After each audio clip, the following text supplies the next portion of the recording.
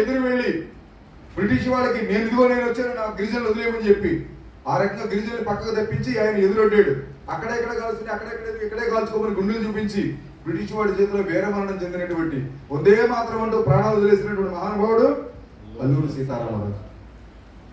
అలాగే ఇక్కడ కూడా ఒక గొప్ప వాగ్గేయకారుడు ఉన్నాడు, అన్నమయ్య, మన పక్కనే పుట్టాడు.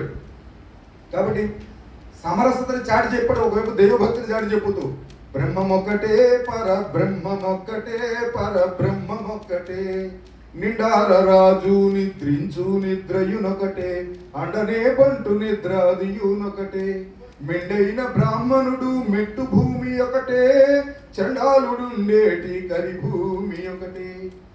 ఇది ఎవరు చెప్పారు? ఇది ఆ రోజుల్లోనే సమరసం చాటి చెప్పిన మహానుభావుడు, గొప్ప వాగ్గేయకారుడు. అన్నమయ్య పుట్టిన ప్రదేశం ఆంధ్రప్రదేశం.